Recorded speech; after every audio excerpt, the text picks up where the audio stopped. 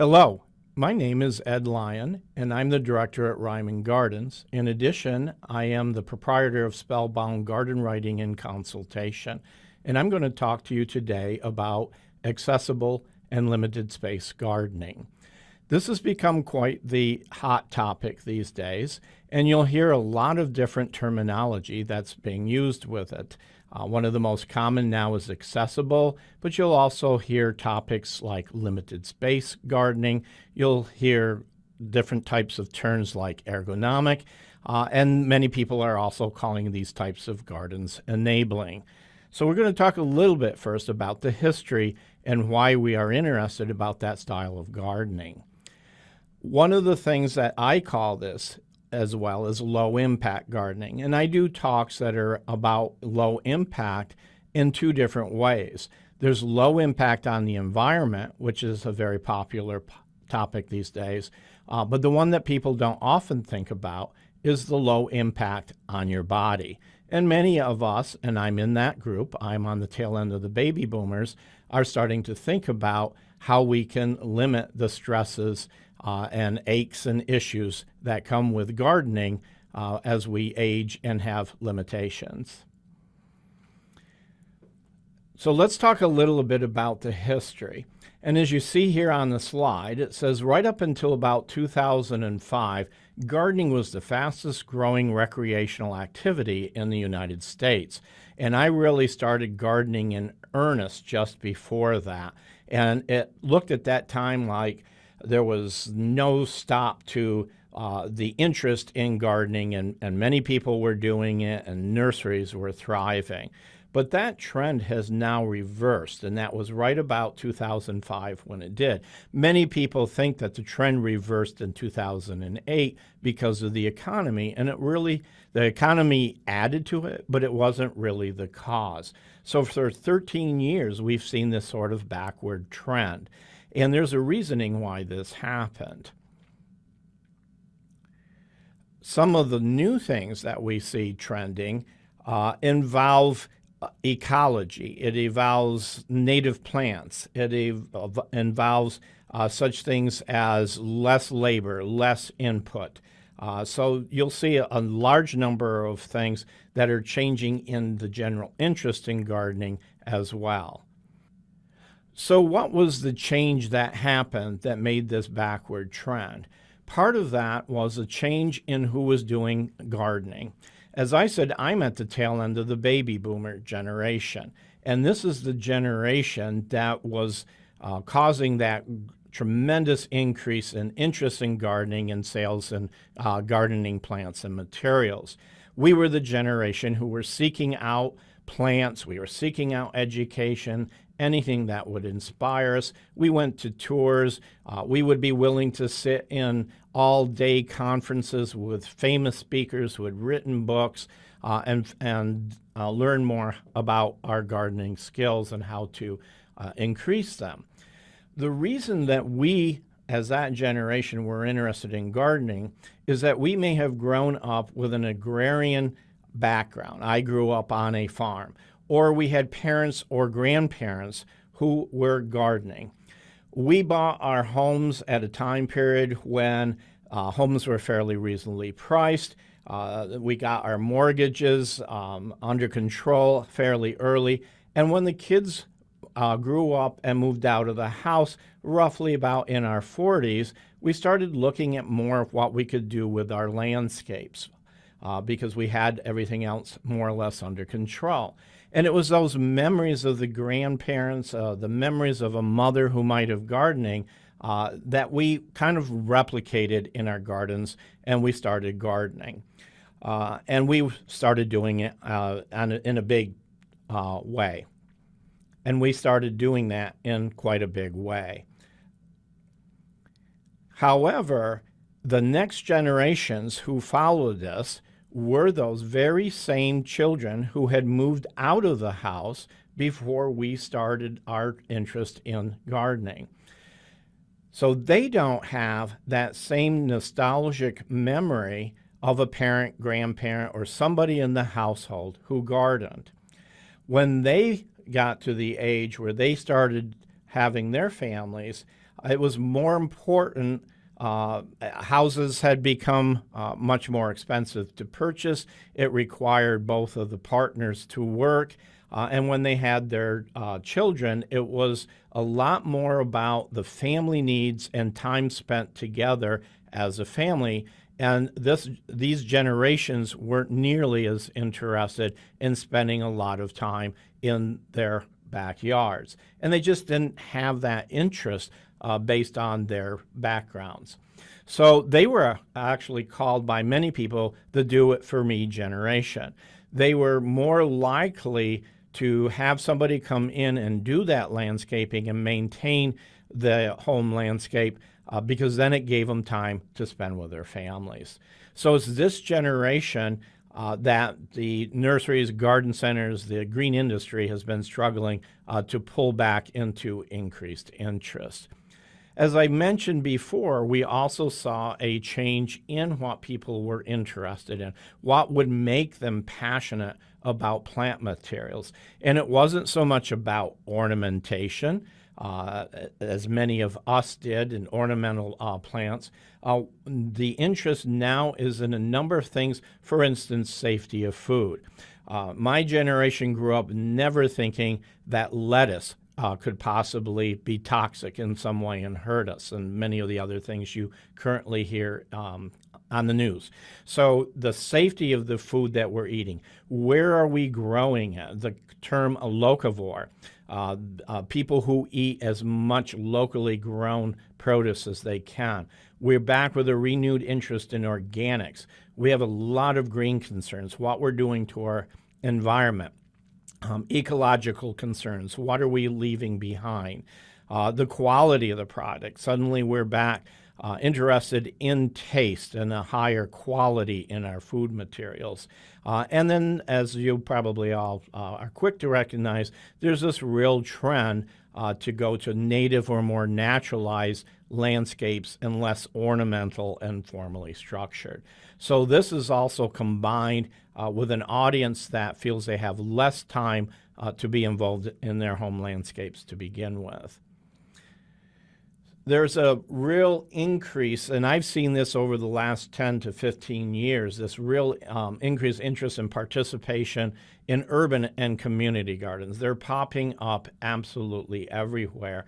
A lot of urban spaces and suburban spaces, empty lots. So you know there is an increased interest in food crops.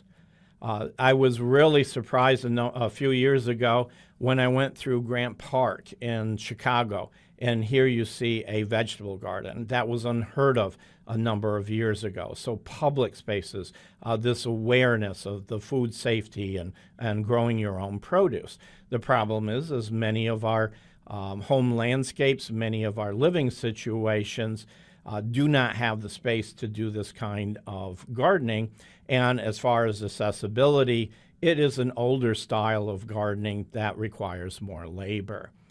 There's also been a real interest in how can we utilize our front lawns better. In the past, our front lawn was all about being just simply lawn. We really didn't do any activities in that front yard. It was just the view up to the house. Today, we're trying to maximize those spaces and utilize them. You see 4 examples here that are very different. From ornamental gardening to trying to attract pollinators to one of the biggest trends, and that is, again, growing produce in your front yard. So when we're talking about accessible gardening, it comes with a variety of changes in the way that we think about gardening. Now, this is how I grew up thinking that vegetable gardens or any kind of a garden that produces edible crops should be. And that was with our traditional row spacing. And guess what it was that we used to determine the width of those rows? It was probably the width of the rototiller that we were using.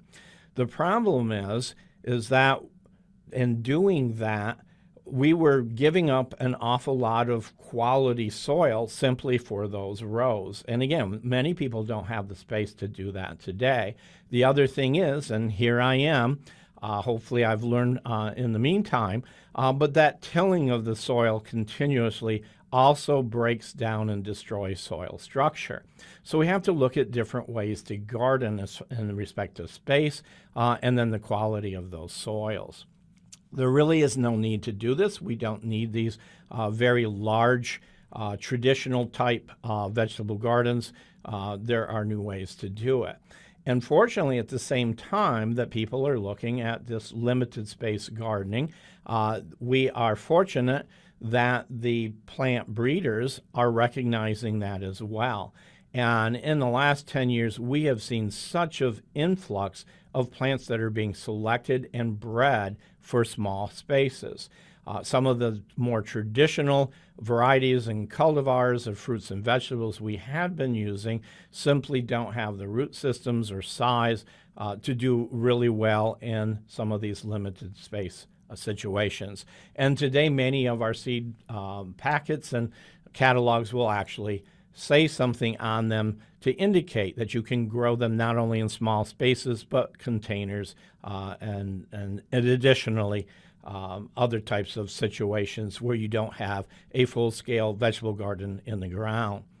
One of the people who really started strong interest in doing this in a much different way was Mel Bartholomew. And if you don't have his book, you certainly should buy it. Now make sure you buy a second edition because he is quick to tell you that he learned a lot from the first edition to the second, and he will tell you the mistakes that he even made that might have been in that first book. But his philosophy was that you don't need real deep raised beds in order to accomplish this accessibility and low-impact gardening. These are actually some beds based on his book that I built for a previous garden, and you can see how small of a footprint it makes. You don't have to build these with the wood dividers in the middle, but as a demonstration garden in the public garden where I did this, it immediately told the public and the audience looking at it, oh, look, you have 16 squares, you can grow 16 different plants in a footprint as small as 4 by 4. The old philosophy of the raised beds was let's get just as much growing media as we possibly could into those beds. And so these beds are planted with growing media from the ground upward. Certainly the height is an advantage as far as accessibility, but we have discovered we don't need all of that depth in growing media. And that's a good thing because there's an expense to that amount of growing media, and it makes for much larger and more cumbersome structures to begin with. So again, I'll show you examples. You don't have to go with the smaller 4 by 4 raised beds that I utilize. Here are some other examples of raised beds. They can be any size, shape, and form. The idea here is they don't have to be as deep as we've done it in the past. Now, when we're looking at accessibility, this is limited space gardening, allowing us to grow these plants. And keep in mind, most of the examples I'm showing you out there tend to be edible plants, but these can be used in any form of gardening. It does not have to be a kitchen garden. So there are other issues, and that is for accessible gardening, maybe we can't get down to that height. We don't any longer need to have that much to grow the plants, but it makes a challenge as far as working with the plants. So many of the things we're doing today is we're elevating up our gardens. Now we also have to keep in mind that when we're elevating, it does come with a few issues that we have to think about and address. One of those is in order to elevate, there's going to be an additional cost that comes to it, as you can see with these structures. So we're probably not as likely to create as large a garden space as we would if it were in the ground or a simple structure like the 4 by 4 units I showed you before. Also, when you start raising structures up off the ground, and if you look at the image on the left, I created both of these. They are ADA accessible for a wheelchair. But now that I've raised it up off the ground, you have to have drainage in that structure. And so I use some hardwire screening on the bottom with some landscape fabric. What this means is those beds will dry out much quicker than if they were at ground level. So there's a certain amount of care of those raised elevated units that you have to think about, as well as the fact that you're probably not going to be growing quite as much in the way of either produce or plant materials because you're starting to limit the amount of space due to cost. But there are many very creative ways to do this. In the upper left-hand corner, that's the Minnesota Landscape Arboretum. I loved how they used the window boxes in the middle of the table. One of the issues that I have with a lot of the accessible demonstration gardens I've seen is they build structures that are very expensive to replicate, and the home gardener may not necessarily be able to do that. And I think sometimes that's a turnoff because people look at it and they think, well, I can't afford to do that at home. For instance, look at that lower right-hand corner. I took this picture. We weren't even there visiting the garden. I took it from a bus. I was so fascinated about how they had used dresser drawers and sewing machine bases in order to create their raised beds. So there are many ways that this can be done without a large amount of expense.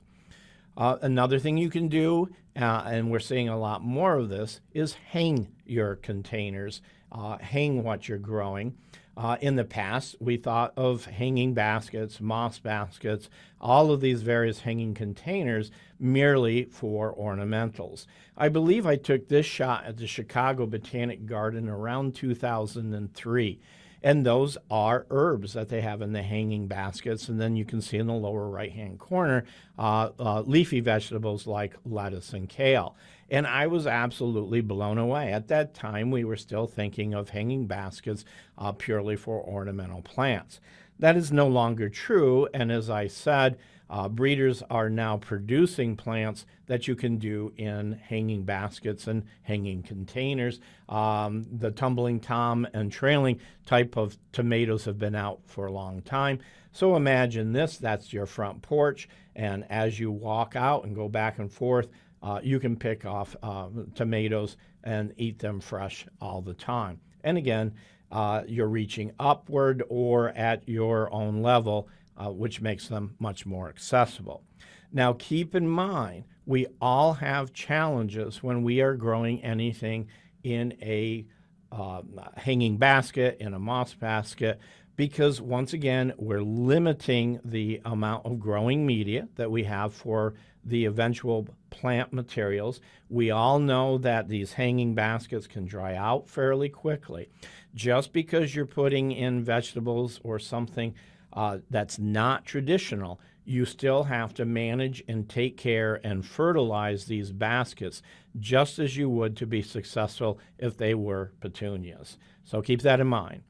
And I use this term, trying to be clever. Think outside the basket. Think of ways that you can elevate your plant materials. Now, this is almost as much to be fun and clever as it is to be practical. But Mark Dwyer, the director of horticulture at Rotary Botanical Gardens, is always thinking outside of the basket and thinking of different ways that you can elevate up those plant materials. These are actually PVC pipes that have been painted and either elevated or they're on wires and hanging. So many, many ways to get creative. In fact, we all have the advantage today because most of us are probably hooked up to Facebook.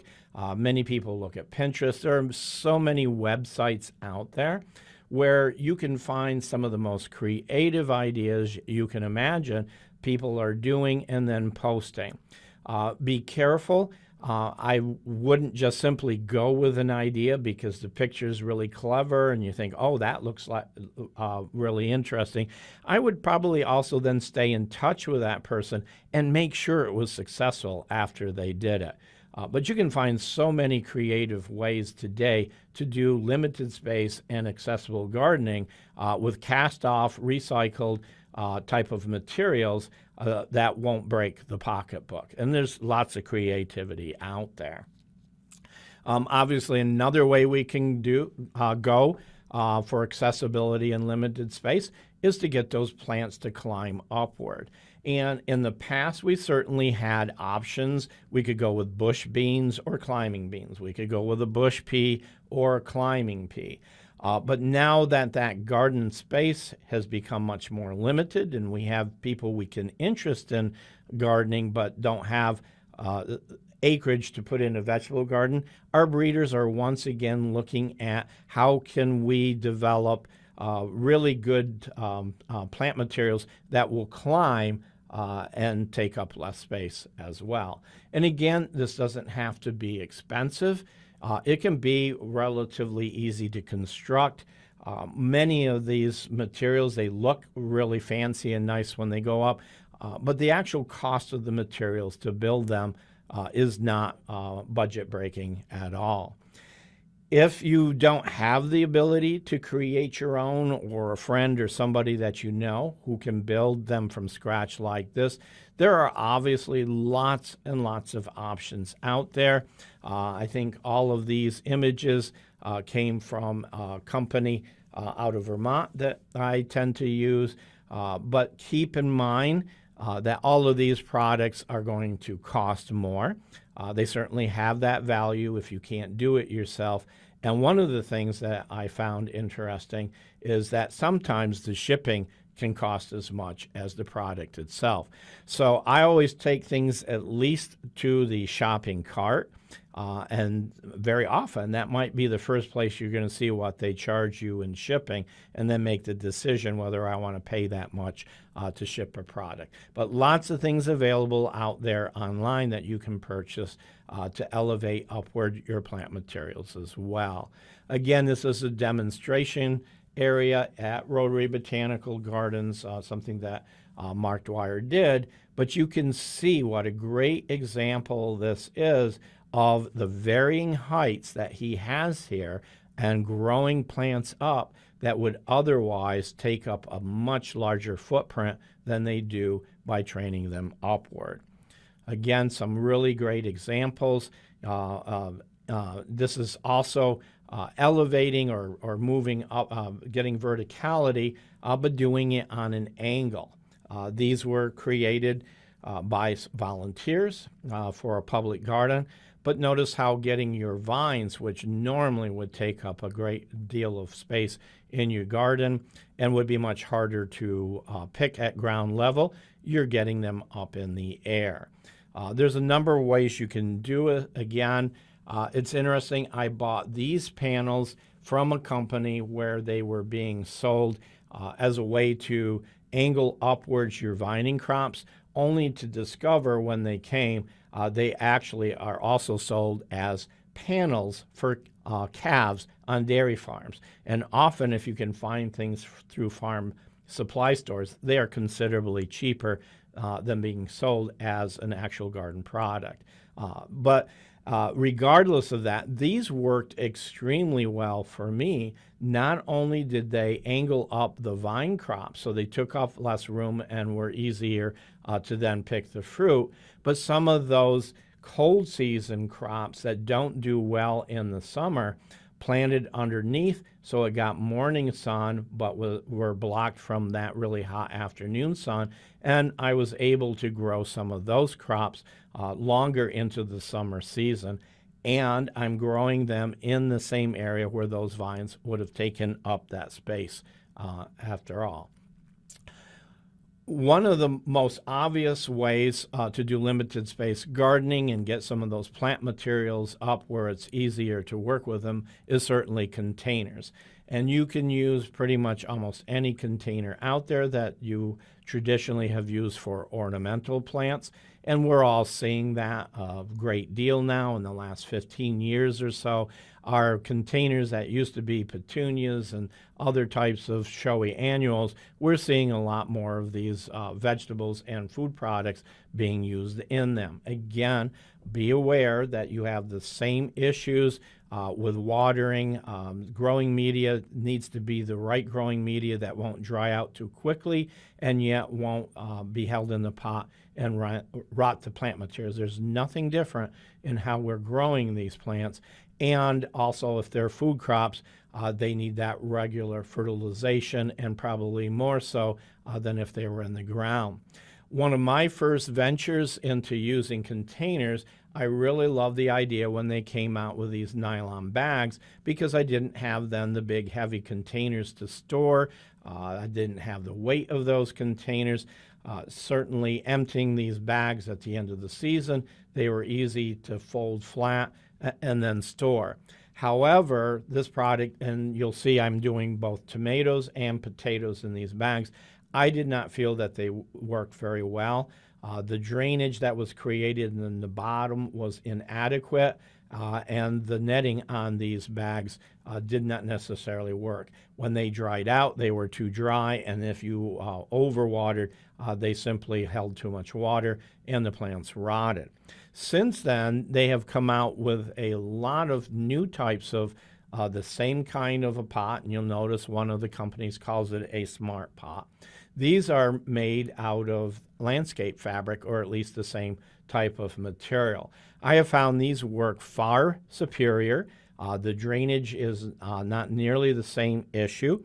The other thing is that black fabric also pulls in heat for things like peppers and tomatoes that need that heat in the summer.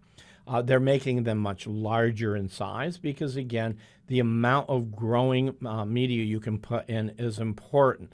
So many of the issues with limited space gardening is you don't have adequate growing media, and that's what makes the plants dry out far quicker, and then they don't get enough growing media for the root systems. I've seen these used successfully all over. The bottom of this screen is where I had used them in a past public garden, and very successfully. I had the opportunity to visit this rooftop garden in Canada. It was fascinating because they were growing all of the food for a homeless shelter, and they had the ability to provide all of the vegetables that this homeless center was using throughout the summer from all of these plants growing in these bags, and they were doing it very successfully. So there's an example of very successful use of these smart pots, or whatever you want to call them, made out of the landscape material. Some of the options that you're going to see out there also include growing plants on a totally vertical wall or something similar of that nature. This slide is from several different functions in Chicago where companies were demonstrating their method of doing this. And believe me, there are a lot of different methods. There's a lot of different media that they're trying to use for success. At this point, I think this is a difficult and expensive thing for most home gardeners to do. Where you have a wall that's appropriate to do this, you have to be careful because the average homeowner might do it on a garage or some space that would then damage the siding of that building. I do think that there are going to be new and easier ways to do this as people continue to do research. And I certainly say look at what types of things that are being demonstrated right now, because down the line they may very well be something that the homeowner might be able to do more appropriately. But that growing anything on a totally vertically upright system is difficult because this is not how plants have evolved to grow. And you'll notice not many plants grow completely vertical. There's always, if they're going to grow in hard conditions, in a vertical nature, there's usually at least some kind of slope. But it's being done in many fascinating ways. This is actually a line of bathrooms at Longwood Gardens in the Philadelphia area. But you can also see, I think, the tremendous amount of work, labor, and even research and trial and error that goes into these kinds of systems. This was a fascinating area. This was a public library in Vancouver, and they're growing perennials on the side of the building. But again, it's difficult to do this. There can be a large amount of plant replacement, and then you also need the climate that will accept this as well. There's certainly no way many of these plant materials would survive in the Midwest or areas with hard winters.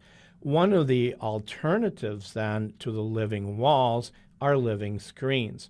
And in the past garden, I experimented with a number of these.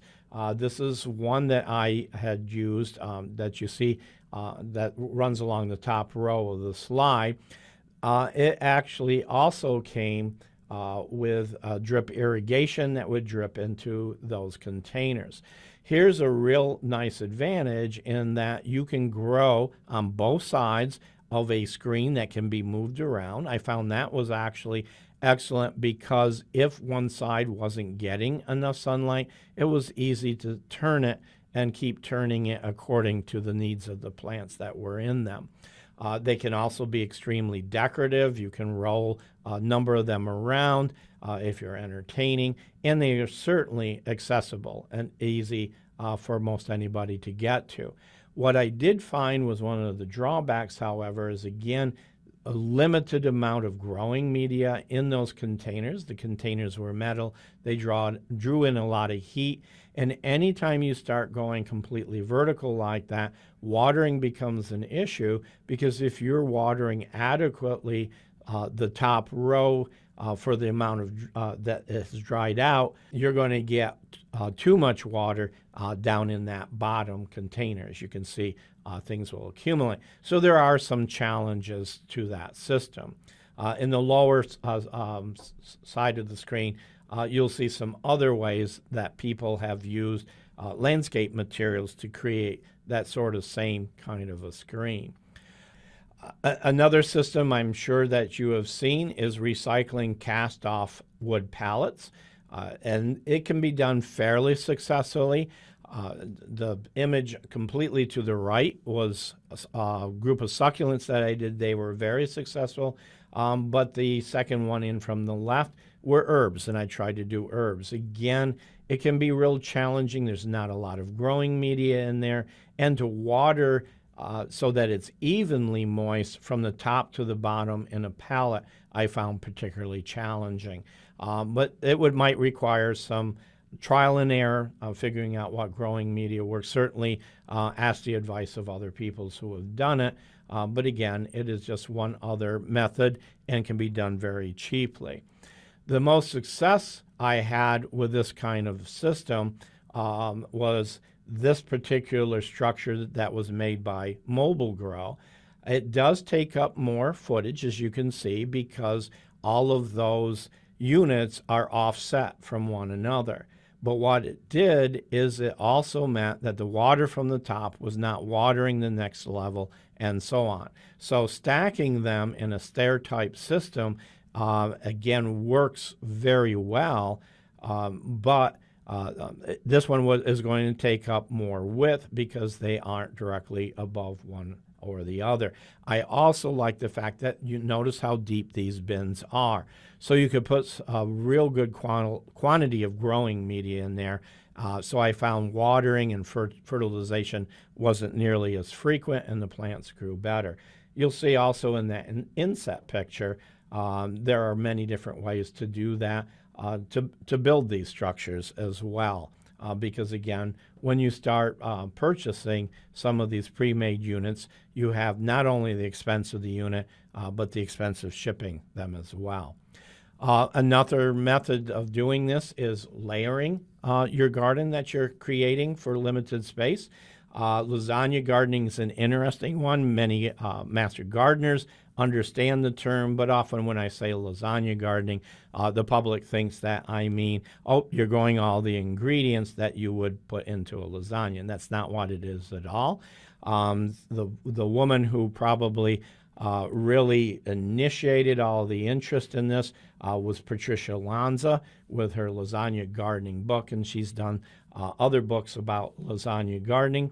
But it's very simple. You're simply layering organic matter and some soils and various components, much like you would in a compost pile, or you would do even in a raised bed. You simply don't have the sides in true lasagna gardening. And that layering over time then produces the good quality compost and soils in a small space. I do want to point out, and I learned this myself, I was trying to create my own compost and I wasn't having a lot of success at it. Producing your compost is something that is often very pushed. Many people think, well, this is a great idea, and it is a great idea. But until I went to a class that was put on by a cooperative extension agent, I didn't realize that it's just not a matter of throwing everything that you have that's compostable into a big bin and then turning it. The components of that compost are extremely important. And to make this as simplistic as possible, you need the proper ratio of carbon to nitrogen in your compost bin. And actually, I noticed my slide is wrong, so I will correct that. It is 2 carbon to 1 nitrogen. I apologize for that. So you say, well, what does that mean? Well, carbon is anything that's brown. It's already dyed, it's dried out. So dry leaves, straw, hay, newspapers, aged wood mulch, all of those things that once you're throwing it in there, it is actually dead and brown in appearance, where your nitrogen is the green materials that you're putting in there, green plant materials, some of the items that you might be bringing out from the kitchen. And you have to make sure that you have the right ratio between the two. That will help you to create good compost. And so I want to point that out as well. The image to the left where the tomatoes are growing was my first lasagna garden in Allen Centennial Gardens. And the image that you see to your right-hand side, in 3 years, that is what it created. And I think all of you as master gardeners can look at that and say, wow, that's exactly what we want to be growing the materials in. So that was so successful, I decided to experiment with it as well in our kitchen garden. We really thought that the soils were starting to get depleted of their nutrients in this area. And my interns and I said, well, let's try the lasagna garden in the kitchen garden. So you can use any number of materials, but we started with the brown, the carbon element. We put down a layer of straw. Another one of those elements was leaf mulch. You can see they're in the distance there, they're adding leaf mulch on top of the straw. And then we brought in composted manure, put a layer of that in. We put more straw down. We put bark mulch down. And we just continued to layer that. We did put some compost on the top of that. It's not required, but we knew that this good quality compost had some of the living organisms that we then wanted in this finished lasagna garden as well. And I do think that it helped. So when we got done, we had all of these various levels. We did this in the fall, as you can see, and in the spring it was all ready for us to plant in. You can also use this system in raised beds, so we experimented with that as well. Here's one of the elevated beds that would be accessible that we said, well, instead of just throwing in some pre-mixed compost or growing media, let's see what would happen if we did the lasagna garden. And we did it in the same way with the same layering of various items that we had used in the very same kitchen garden. Once again, you can see that we did this in the fall, and it was all ready to go for us in the spring. This is what we're after: high quality growing media, and we can create it. It does not have to just simply be done in that standard traditional, what we think of as a lasagna garden. All of these raised bed and limited space gardenings, we can use many of the same measures to create that good growing media. It does not have to be specific to just simply layering on the ground. Another thing that's taken off and very popular is straw bale gardening. And you can throw a little soil on the top of a straw bale and grow plant materials out of it. To me, this is something that will be much more popular in urban settings, in particular, people who might be gardening in those abandoned lots and have asphalt or concrete and don't really have the ability to build some of those raised beds. It's very easy to bring in straw bales and line them out and start growing in that. I believe for most of us, though, who are not in those types of situations, what we're looking at is, again, sort of the same thing that we were doing with lasagna gardening. Again, it's just a way to create compost to grow plant materials in.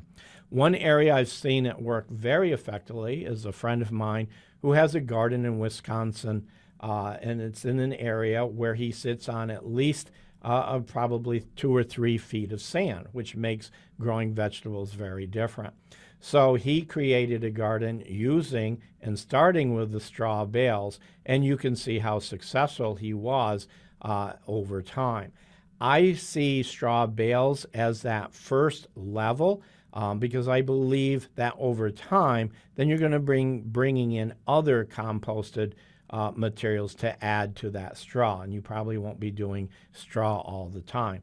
But again, for those very limited situations where you have very few options on things like asphalt and concrete, I think they work very well as well.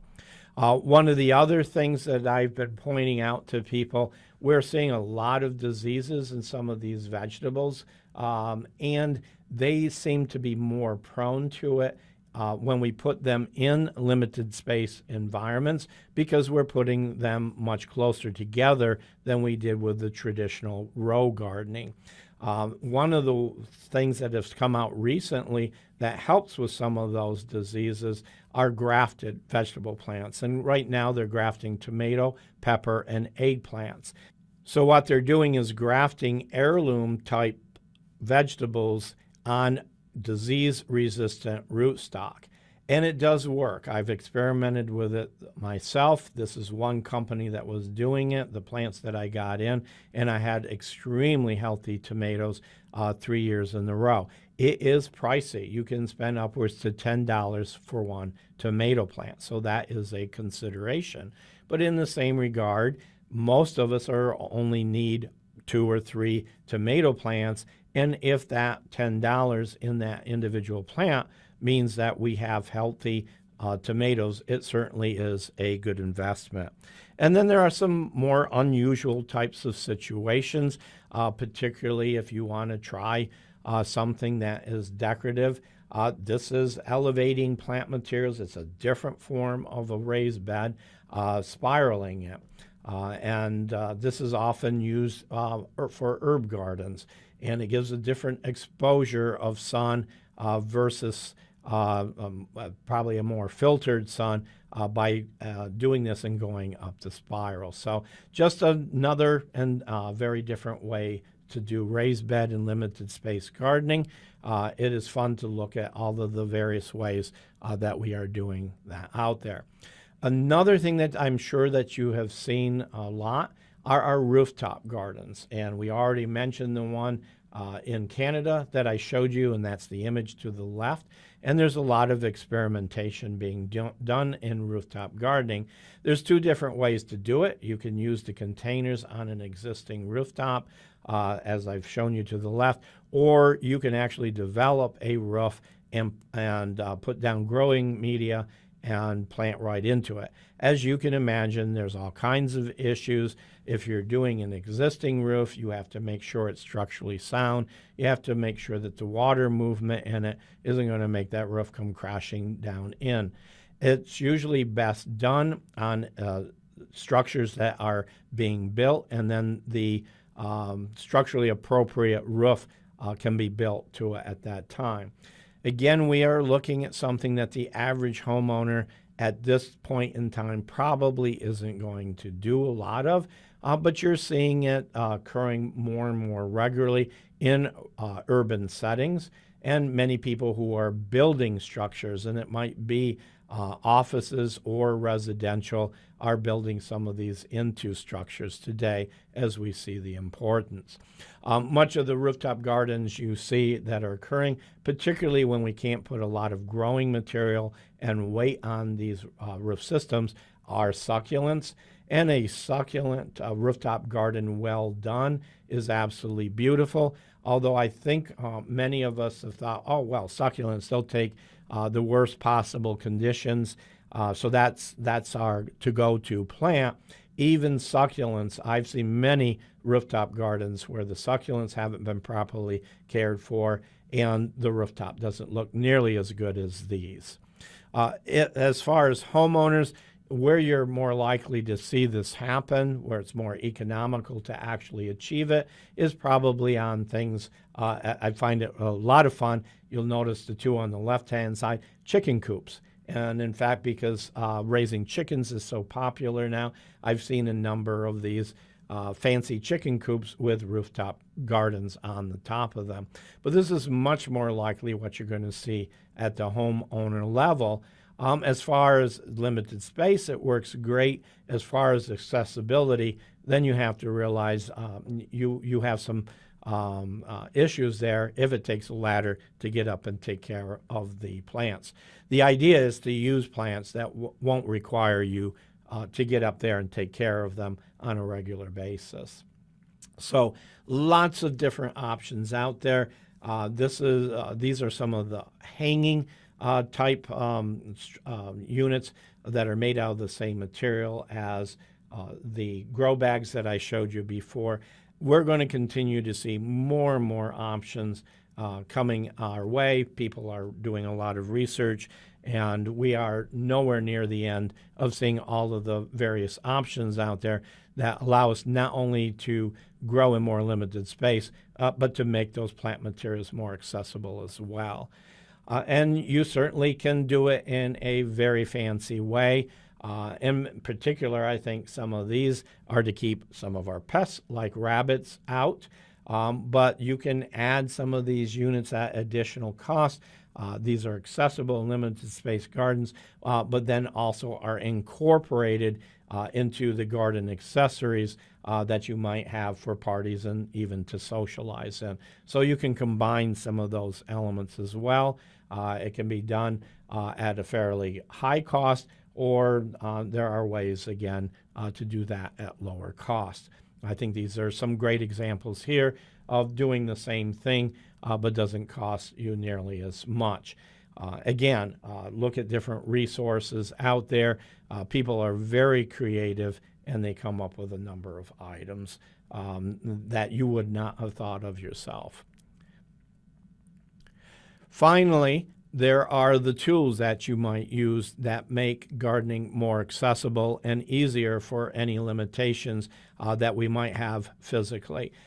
And we are at a time period when there are many of these tools that are being released on the market. I find that I have some of those needs. I have a past injury in one of my wrists, and certainly my back is nearly not what it was years ago, and so I have some physical limitations myself. I find I have to experiment with many of these tools that come out. Simply because they're labeled as ergonomic, they might not necessarily work well for each individual person. I think you have to try where you have the opportunity. This was a family gardening day that I did in a past public garden, where people were able to, we brought in companies that brought in their tools, and people were allowed to try them. So if you have those opportunities, do that, because I find some of these tools can, of course, be relatively pricey because they are new. They've been built special for this. And again, just because it's ergonomic and works well for one person, you might have a limitation that's causing you to go ergonomic that this doesn't necessarily work with. And you're going to find so many different options out there. So certainly check them out whenever possible. Try and have the ability to actually try it before you purchase it, because the options now are almost seemingly endless. And each one is going to advertise to you what it is that it's going to assist you in with any type of physical limitation. And we all have very different limitations. So each piece isn't going to work for everybody. It's interesting. I joke, you're looking at the inside of my garage and my gardening area, and you look at how many tools I have. I think all of us as gardeners, we love to accumulate tools. But one of the things that I find is I still have my go-tos. There's probably only one or two of the pruners, one or two of the trowels, etc., that are always the go-to. So I may have all of these various tools, but you do find the ones that work the best for you, and at the end of the day, they haven't caused your body any kind of stress. So you don't have to have every tool out there. Find the one or two for each thing that you're going to do that work the best for you and make them your go-to tools.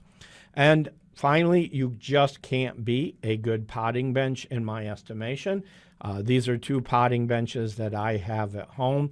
Again, you have the ability to stand and work, and if you have limitations as far as height, then certainly have somebody help you build one that is a height that is adequate for you. I think good potting benches are a must and really help with accessibility. Big fan of trugs. Anything that you can find that makes the work easier on your body, this is what we're after. So that concludes my presentation.